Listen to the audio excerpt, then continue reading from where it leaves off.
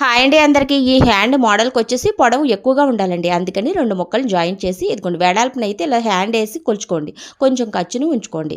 ఇదిగోండి ఇప్పుడైతే స్టిచ్చింగ్ చేసేటప్పుడు 2 అంగుళాలు వదిలేయండి. వదిలేసి అక్కడి నుంచి మీరు బిళ్ళ కుర్చీలు ఇలా పెట్టి మేము నేర్చుకున్న రోజుల్లో ఈ కుర్చీలని బిళ్ళ కుర్చీలు అనేవారు. ఎక్కువగా స్కర్ట్స్కి పిల్లలు స్కూల్కి వెళ్ళే యూనిఫామ్కి పెట్టేవారు. మరి మీరేమని పిలుస్తారో కామెంట్ చేయండి. ఇప్పుడు ఫ్రాక్లకి రకరకాల కుర్చీలు పెట్టేస్తున్నారు. ఈ బిళ్ళ కుర్చీలు కూడా పెట్టి అందంగా ఫైనల్ గా పైన కింద ఇలా కుర్చీలు పెట్టేసుకుని ఇదిగోండి పైన అయితే లైనింగ్ హ్యాండ్ వేసేసి వెనక్కైతే తిప్పేసి పైన ఒక స్టిచ్చింగ్ చేస్తాను. కంపల్సరీగా ఐరన్ చేయాలి. ఏవైనా మోడల్స్ కుట్టేటప్పుడు కొన్ని జాగ్రత్తలు పాటిస్తే మీకు విసుగుదల లేకుండా నీట్గా వస్తుంది ఫినిషింగ్. అయితే మనకి సంకల్లో అటు ఇటు ఖర్చుంచేసుకున్నాం అనుకోండి, అటు మనం డిజైన్ చేయక్కర్లేదు, అలాగే చెయ్యి కూడా ఎంత నీట్గా వచ్చింది చూడండి. ఖర్చులు వెళ్ళిపోతాయి అన్నమాట అటువైపు ఇటువైపు. అందుకని అటువైపు ఇటువైపు చాక్లెట్లు పెట్టక్కర్లేదు. ఈ చాక్లెట్ల మోడల్ ఎక్కువ చిన్నపిల్లలకు బాగుంటుందండి.